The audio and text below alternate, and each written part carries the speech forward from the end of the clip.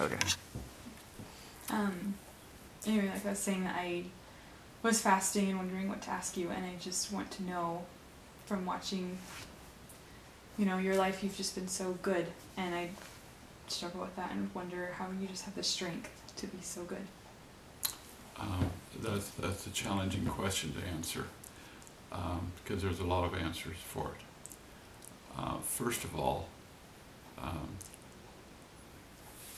Janae, you are the blood in the house of Israel, and you have a believing heart.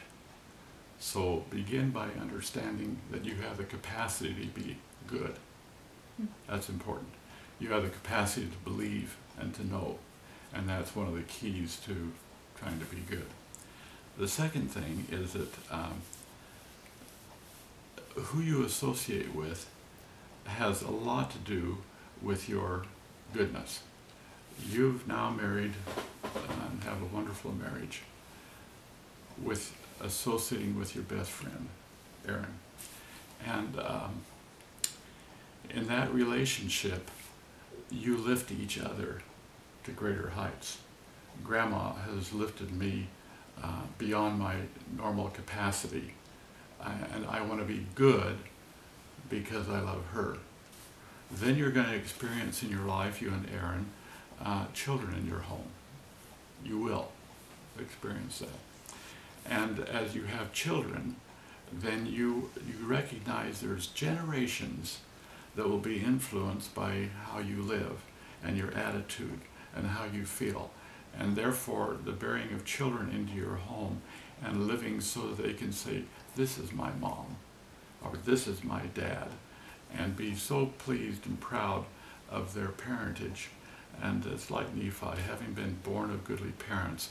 Maybe that's one reason Nephi found it easier to be good. Another reason is, as I said, is who you associate with. And the greatest association you can have, besides Aaron and your family, is your association with the Savior. As you really come to know Him and feel that friendship that He wants to extend to you, recognizing the suffering that He went through to bring that friendship about. When you recognize that and you're close to the Savior, then you want to be good. Another reason is in the temple covenant, which you and Aaron have made with each other, and you have promised to covenant and promised to obey all the laws, rights, and ordinances associated with matrimony.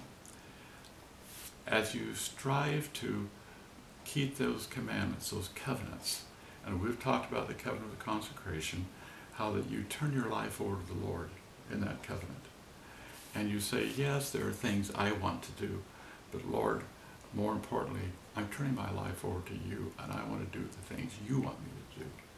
And if you seek then His will through the Spirit, which becomes almost a constant companion to you, then that lifts you even further.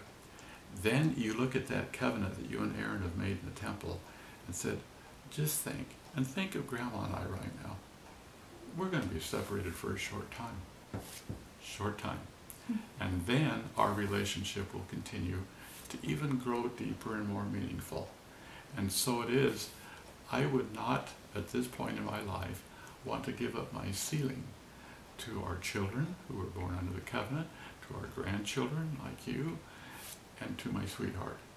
So you put all those things in perspective and you say, why wouldn't I want to be good? And that's not a complete answer, but in my understanding, that's what's caused your grandpa to be happy.